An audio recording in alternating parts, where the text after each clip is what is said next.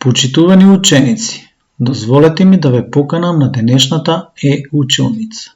Јас сум Николов Игор, професор по стручни предмети во Средното општинско училиште Кочо Рацин Свети Николе. Денешната училница е по предметот хигиена и безбедност на храната. Ние денеска заедно ќе обработиме една наставна содржина од модуларната единица хигиена во просториите за складирање на храната, преку која ќе се запознаеме со храната и ќе навлеземе во безбедноста на храната. Но, пред тоа, ајде накратко да размислиме што е храна. Храната може да се дефинира на различен начин, во зависност од државата, народот, религијата, убедувањата и слично. Така, например, за вегетаријанците, храна е овошјето и зеленчукот, додека месото не е храна. Во одредени религии, одредени животни не се користат како храна, додека истите животни во други религии се дел од исхраната на луѓето. Што е храна?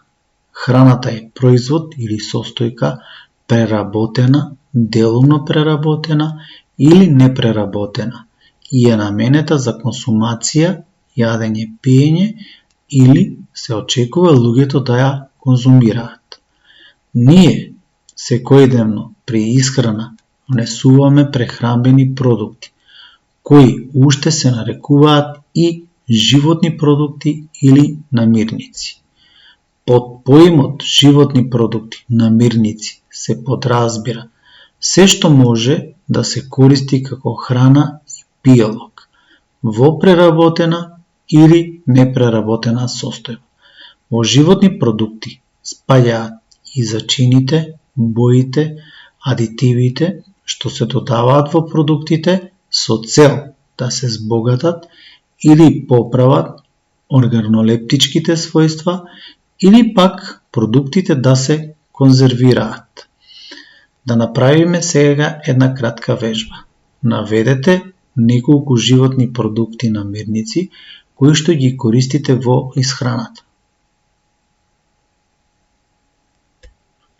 Во животни продукти намирници спаѓаат житарките, овошјето, зеленчукот, легуминозите, млекото и млечните производи, месото и месните производи, рибите, јајцата, зачините, медот и други продукти, односно намирници. Житарките се зрнести плодови од земјоделските култури, кои се одледуваат за исхрана. Тука спаѓаат пченица, рж, овес, пченка, јачмен, сирак и слично. Нив човекот ги користи директно за исхрана или пак ги користи како храна по нивна преработка во мелниците, како брашно и во преработувачката прехранбена индустрија, како тестенини и други производи. Овошјето представува плод од културни или самоникнати овошји, што се користи за исхрана во свежа, сува или преработена состојба. Тука спаѓаат компотот, сокот, джемот, сладкото и друго. Зеленчукот представува збир од едногодишни и двегодишни, понекогаш и повеќе годишни културни растенија, односно нивни делови, корен, лист, стебло и други, кои се користат за исхрана на луѓето, како кромит, лук, домат, зелка, цвекло, магданос, пиперка и друго. Легуминозите се растенија кои припаѓаат на групата мешункасти растенија, како например граф, грашок, леќа, боранија и друго. Млекото е природен секрет од млечната жлезда на домашните животни, кои се одледуваат за производство на млеко, крави, кози, овци. Млечните производи се добиваат од млекото со негова преработка, како што се сирењето, кашкавалот, урдата и слично. Месото е храна од животинско потекло. Добиено е со колење на животните, кокошки, кози, овци, говеда, биволи, коњи, магариња и други домашни животни или пак е добиено од диви животни. Месните производи се добиваат со преработка на месото, при што се користат мускулното ткиво, масното ткиво, внатрешните органи, изнутриците, кожата, ситното месо, меленото месо и други. Преработката на месо се одвива преку процесите на саламурење, сушење, чадење, конзервирање и слично. Рибите се користат како храна сготвени или како рибини преработки. Јајцата од многу птици се користат како храна директно или во комбинација со други производи. Зачините се ароматични растителни продукти кои се користат за зачинување на храната.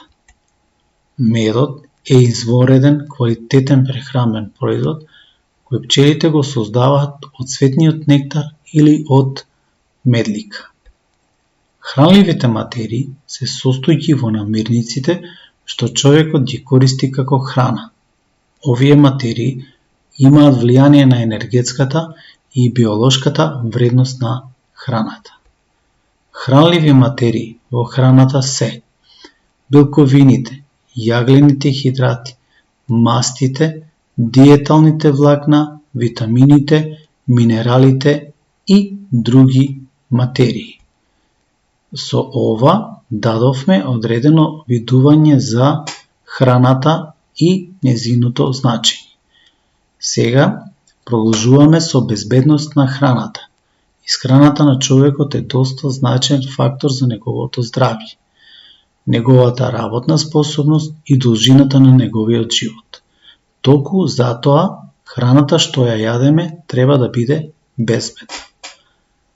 Безбедноста на храната е утврдена и со Законот за безбедност на храна, со кој се уредуваат основните начела за безбедност на храна и храна за животни, општите и посебните хигиенски барања за храна, организационите структури на системот за безбедност на храна и официјални контроли на храна и храна за животни. Повеќе за Законот за безбедност на храна можете да видите на линкот даден во слайдот. Безбедна храна е храната произведена на хигиенски начин во согласност со добрата производствена пракса која ги задоволува биолошките вредности, енергетска вредност, адекватен состав на материите и присуство на заштитени материи, но и здравствена исправност. Потрошувачите може да сметаат дека храната што ја конзумираат е безбедна, доколку опасностите во неа се минимизираат и не предизвикуваат штетни последици по нивното здравје. За штетна храна по здравјето на луѓето се смета онаа храна што содржи недозволени штетни материи, по-конкретно недозволени количества на штетни материи, но и онаа храна што содржи микроорганизми кои што предизвикуваат заболувања кај луѓето. Опасност во храната или загадувач може да биде секое тело што не е вметната во храната намерно, туку е присутно како резултат на производниот процес, вклучувајќи ги активностите кои се одвиваат во процесите на одледување на растенија, животни и ветеринарна медицина, преработка, обработка, пакување, транспорт и складирање или како резултат на околната средина.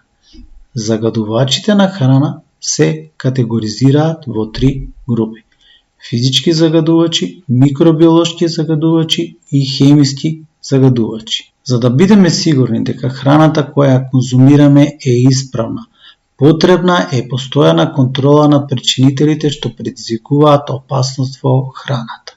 Со ова, денешната училница е исцрпена. Останува да се одработи уште вежбата во која е потребно да одберете 10 до 15 продукти кои ги користите во исхраната. Направете анализа на избраните прехранбени продукти и за секој продукт наведете во која категорија на животни продукти, односно намирници припаѓа и дали е безбеден за исхрана. Ако за некој продукт оцените дека не е безбеден за исхрана, наведете ја причината. Ви благодарам на вниманието. Довидување.